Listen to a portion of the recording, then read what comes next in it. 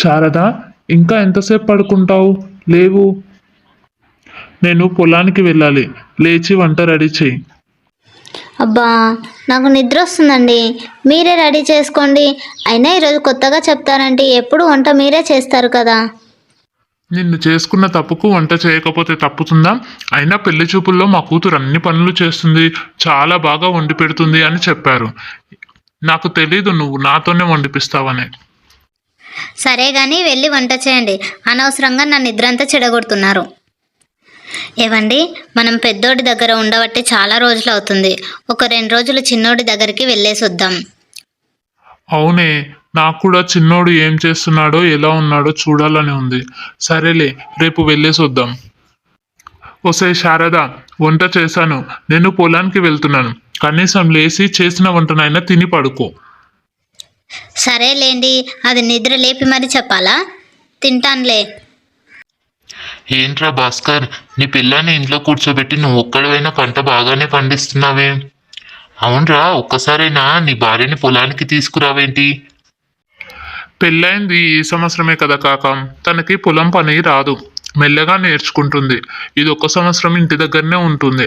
మళ్ళా సంవత్సరం నుండి పొలానికి తీసుకొస్తాను. సరేరా, నేను వెళ్తాను. తోటకు నీళ్లు పెట్టొచ్చాను.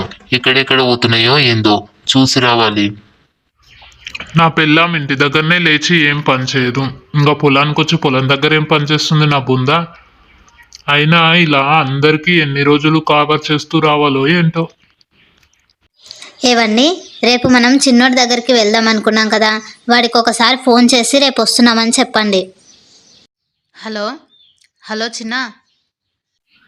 హా నాన్న, ఎలా ఉన్నారు? బాగున్నారా? హా, మేము బాగానే ఉన్నాంరా. మీరెలా ఉన్నారు? మేము బాగానే ఉన్నాం నాన్న. చెప్పండి, ఫోన్ చేశారు? ఏం లేదురా, రేపు నేను మీ అమ్మాయి ఇద్దరం ఇంటికి వద్దాం అనుకుంటున్నాం. అదే ఫోన్ చేసి చెప్దామని చేశాను. ఇంటికా? ఇంటికెందుకు నాన్న? మేము బాగానే ఉన్నామని చెప్తున్నాను కదా. అదేంట్రా అలా అంటున్నావు? మేము చూడ్డానికి వస్తామంటే చూడ్డానికి రావద్దా ఏంటి? అబ్బే, అలా ఏం లేదు నాన్న, రండి. రేపు అమ్మా నాన్న ఇంటికి వస్తారంట. ఇదేమో ఏం పని చేయదు. వాళ్ళు ఇలాగ మమ్మల్ని ఇద్దరిని చూసారంటే చాలా బాధపడతారు. ఏ శారద, బాగానే తిన్నావు, మళ్ళీ పడుకున్నావేంటే? కనీసం తిన్నాకనన్నా లేచి కూర్చొని ఏదైనా పని చేసుకోవచ్చు కదా. అబ్బా, నా గురించి తెలుసు కదండి, మళ్ళీ ఎందుకు కొత్తగా అడుగుతారు? సరే గాని నీతో ఒక విషయం చెప్పాలి. రేపు మా అమ్మ నాన్న ఇద్దరు వస్తున్నారు. నువ్వు ఇలాగే సోమరిగా ఉన్నావంటే వాళ్ళు చాలా బాధపడతారు. కనీసం ఏం పని చేయకున్నా సరే కానీ ఇలా పడుకోవడం మానే. నేను హెల్త్ బాగాలేదో ఏదో ఒకటి చెప్తాను. సరే కానీ వాళ్ళు ఎన్ని గంటలకు వస్తున్నారు? రేపు ఉదయమే వస్తారు వాళ్ళు. కనీసం రేపు ఉదయం తొందరగా లేవు. అబ్బా, తెల్లారినట్టుంది. ఏంటి ఇది నా పక్కన లేదు, ఎక్కడికి వెళ్ళింది? ఎప్పుడొచ్చారమ్మా? బాగున్నారా? ఏంట్రా ఇంతసేపు పడుకున్నావు? అమ్మాయి ఒక్కతి లేచి పని చేస్తుంటే కనీసం ఏం పని చేయకుండా లేచైనా ఉండొచ్చు కదా. ఇంతసేపు పడుకోవడం ఏంటి? ఏంటి పని చేస్తుందా? ఎక్కడుంది? ఇదిగోండి అత్తయ్య, టీ తీసుకోండి ఇద్దరు. ఏంటండి, ఎప్పుడు ఎంత తొందరగా లేపినా ఇంత లేట్ లేస్తారు. మీరు లేచారని తెలియక నేను టీ తీసుకురాలేదు. తెస్తానుండండి. అవును, చెప్పడం మర్చిపోయాను. టీ తాగాక ఈరోజు మీరు ఒక్కరే పొలానికి వెళ్ళండి.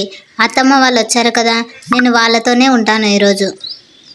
ఏంటబ్బా, ఈరోజు నా పిల్లం ఇంటి దగ్గర పెద్ద ఫోజులు కొడుతుంది. రోజు పొలానికి వచ్చేటట్టు ఈరోజు నేను పొలానికి రానండి అని. అయినా ఉదయాన్నే లేచి మళ్ళీ అన్ని పనులు చేసింది.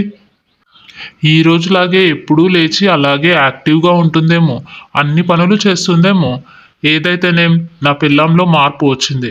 నాకు అదే చాలు. ఏంటి, ఏమైంది? పడుకున్నావు? ఒంట్లో బాలేదా? అమ్మ నాన్న ఎక్కడికి వెళ్ళారు? కనిపించడం లేదు. బయటికి వెళ్ళారా? అబ్బే, అదేమీ లేదండి, వాళ్ళకి అర్జెంటుగా ఏదో పని ఉందని ఊరెళ్ళారు. అయినా ఊరికే ఎందుకు నిద్ర లేపుతున్నారు? లేచాక చెప్తాను కదా. అయినా అదేంటే అంత తొందరగా పడుకున్నావు? ఉదయం ఏమో అంత పొద్దుగాల లేచి అన్ని పనులు చేసావు. ఇప్పుడేంటి అలా మాట్లాడుతున్నావు?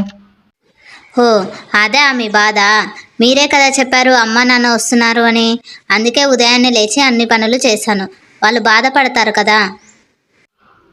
ఓ, వాళ్ళు వచ్చారని నిద్రలేచి అన్ని పనులు చేసావా? అంటే ఇక నుండి రోజు లేవుగవు అన్నమాట. అంటే ఇక అన్ని పనులు నేనే చేయాలి, తప్పదా? ఊహు, తప్పదు.